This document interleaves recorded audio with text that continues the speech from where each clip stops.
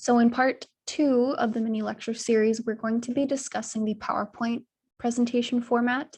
And in this mini lecture, we are going to talk about the title slide, the abbreviations, and the background.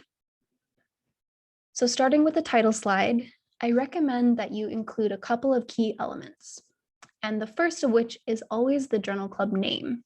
And so you can see that here I have the journal club name as the largest font, and that just helps draw the audience's attention to the name of the journal club.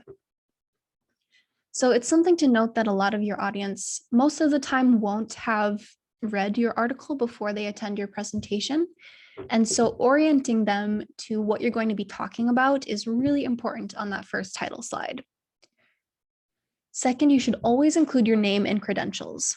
And as a student, your credentials will be pharmacy student, and you can even include what year you are in pharmacy school.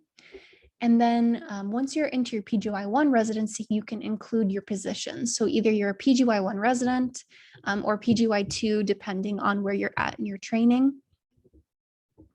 And I also recommend that you include your institution name. And this not only will help you keep track of where you conducted that journal club, but also kind of just sets the tone for what audience you're going to be presenting to. And then an optional element of the title slide is what rotation you're on. I have found that it's really helpful to include what rotation you're on because a lot of your audience members won't know what rotation you're on at that point. And so orienting them to, oh, I'm on internal medicine, so this topic is relevant because of that, is really helpful when they ask you questions and when they kind of are experiencing your presentation. And then finally, I recommend that you include the date of the actual presentation.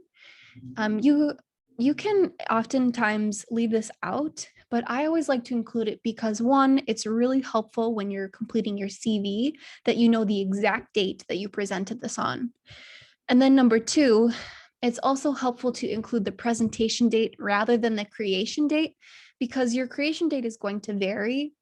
And sometimes it'll be a week before, if you're running out of time, it might be the day before. It really just depends. And so just to kind of keep yourself oriented to when the presentation is and prevent any bias based on, how long it took you to complete this, I recommend just including the presentation date. And so you can see here that I actually included an image of the journal club article. This is totally personal preference, but the reason why I do this for a lot of my journal clubs is because for those of us who are visual learners, it's really helpful to see an image of the actual journal club. It just kind of, sets the tone for the conversation, and it can help people kind of just get a visual representation of that article. So completely a stylistic thing, not necessarily, crucial to any presentation, but it sometimes is a nice kind of space filler and will help, your visual learners. So then you can see below here that I actually have a script. So you, having done a lot of your education already online, you probably already know about this feature, but it was something new to me when I started as a PGY1. But you can actually use this notes function. And when you go into presentation format, you will be able to see your notes, but the audience will not. And so you can literally create a script for yourself when you're giving these presentations. So if you get nervous or if you say a lot, as I do, it really helps kind of cut out filler words and make sure that you stay on task and on time when you're giving these presentations. Another kind of tip about these, taking notes is that a lot of times the general structure of what you're going to say is very similar from journal club to journal club. So you can copy and paste a lot of it. Say, your name or where you're from. If you want your audience to hold questions until the end, you can really reuse a lot of this material rather than having to type it all out. And so you'll have a nice kind of script for yourself when you're presenting.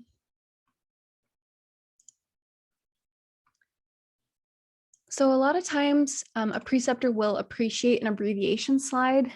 I don't think this is absolutely necessary for every journal club, but there's a lot of journal clubs that are really acronym heavy. And so just kind of providing the abbreviations before you begin is helpful for anyone who maybe isn't familiar with a certain abbreviation. If say, most of your abbreviations are pretty standard, but one of them kind of sticks out, you can draw attention to that when you go over your abbreviation slide. And then for background. So background is an extremely important part of your presentation. And the reason why it's so important is for a couple of reasons. And I did list these in the summary document that I provided for you, but there's a couple of things that the background is super crucial for. So number one, you need to orient your audience as to what's going on in the world of this disease state or this drug that we're talking about in the journal club. And so if the journal club is in line with a certain guideline, or if the drug is super new, or if the disease state is really novel, you want to explain that disease state or drug. You want to explain the mechanism, you want to explain the reason for use, because that is going to help your preceptors and your audience kind of determine, one, do they understand what they're talking about? Do you as the presenter understand what you're talking about? And two, it starts to help them formulate, is this really important for my practice? And does this article show something that's relevant to practice? And so I highly recommend, if there's any guidelines that are relevant to your topic, include them and just highlight the important parts. So you can see here, I used red boxes to kind of show what's really important in what we're talking about. And then a nice part of doing a background slide is you can usually include images and graphics to kind of better illustrate what you're talking about. Another thing about background is a lot of times people think, oh, I need to include, a bunch of these articles, a bunch of background, a lot of words on a slide. But the simpler you can make your background, the better it's going to be.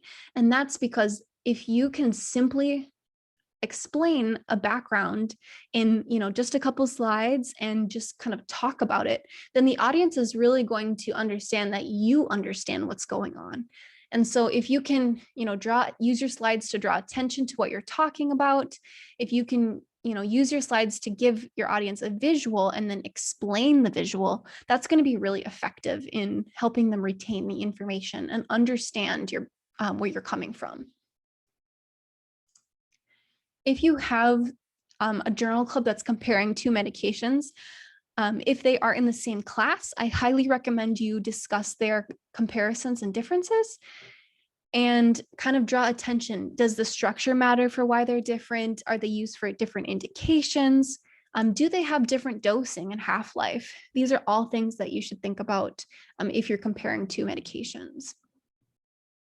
And then again, with background, use your speech to kind of guide your audience's understanding of the topic. So when you complete your background, the audience should understand exactly why your study is relevant. They should understand this is the topic, this is what we need to know in order to get the most out of this journal club today.